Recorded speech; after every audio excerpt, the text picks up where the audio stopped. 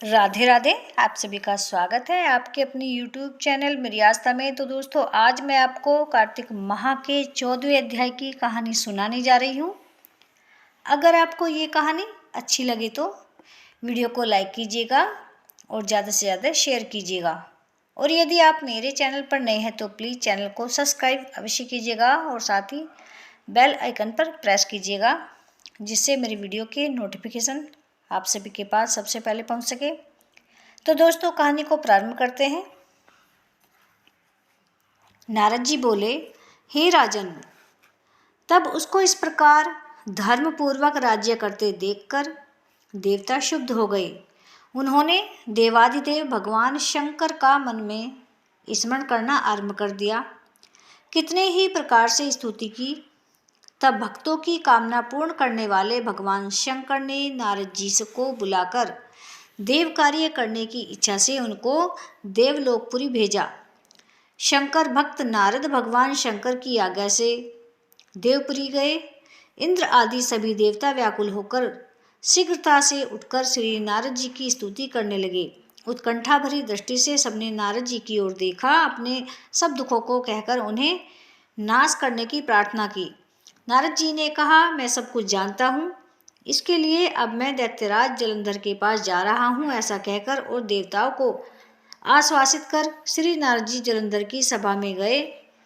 जलंधर ने श्री नारद जी के चरणों की पूजा करके हंसते हुए कहा, हे ब्राह्मण, कहिए आप कहाँ से आए हैं और कहाँ कहाँ पर आपने क्या क्या देखा है, यहाँ कैसे आए हैं। मेरे योग्य जो सेवा हो उसके लिए मुझे आज्ञा दीजिए। जलंधर के इस प्रकार के वचन सुनकर श्री नारद जी प्रसन्न होकर बोले, हे दानवराज महाबुद्धिमान जलंधर, तुम धन्य हो, क्योंकि इस समय सब रत्नों के भोक्ता एक तुम ही हो। हे दैत्य श्रेष्ठ, अब आप मेरे आगमन का कारण सुनिए कि जिसके लिए मैं यहाँ आया हूँ। हे दैत्यराज, मैं स्वेच्छा से कैलाश पर्वत गया था, जहाँ 10,000 योजनों में कल्प वृक्षा का वन है। वहाँ पर मैंने सैकड़ों कामधेनुओं को विचरते हुए देखा तथा यह देखा कि वह वन चिंतामणि से प्रकाशित परम दिव्य अद्भुत और सब स्वर्ण में है। मैंने वहाँ पार्वती जी के साथ स्थित शंकर जी को भी देखा, जो सर्वांग सुंदर गौरवर्ण त्रिनेत्र मस्तक पर चंद्रमा धारण किए हुए हैं। यह देखकर मुझे बड़ा आश्चर्य हुआ कि इनके समान समृद्धशाली त्रिलोकी में कोई नहीं है। हे दैत्येंद्र, उसी समय मुझे तुम्हारी भी स्मृति हो आई और उसे देखने की इच्छा से मैं तुम्हारे पास चला आया हूँ। यह सुनकर जलंधर को बड़ा हर्ष हुआ। उसने श्री नारद जी को अपनी सब समृद्धि दिखा दी। उसे देख देवताओं का कार्य करने के इच्छुक शिव प्रेरित श्री नारद जी ने जलंधर की बड़ी प्रशंसा की और कहा, निश्चय ही तुम त्रिलोकपति होने के योग्य थे।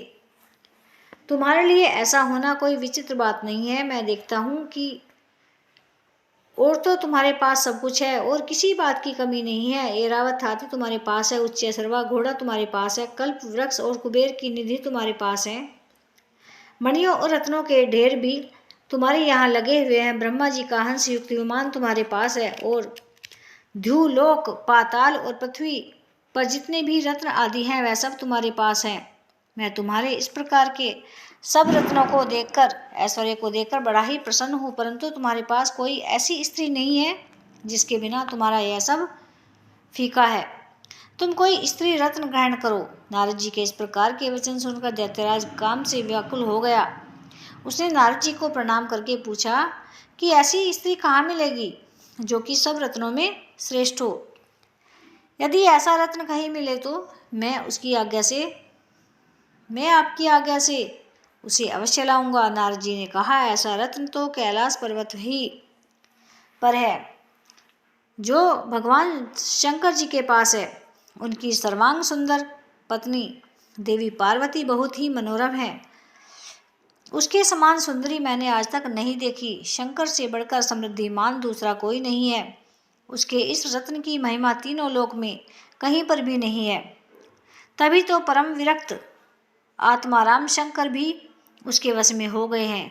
देवर्षि नारद उस दैत्य से ऐसा कहकर कार्य करने की इच्छा से आकाश मार्ग में चले गए। तो दोस्तों, ये थी आज की कहानी। मेरे द्वारा सुनाई गई कहानी आपको कैसी लगती है कमेंट करके अवश्य बताइएगा और मिलते हैं अगली वीडियो में। तब तक के लिए राधे राधे।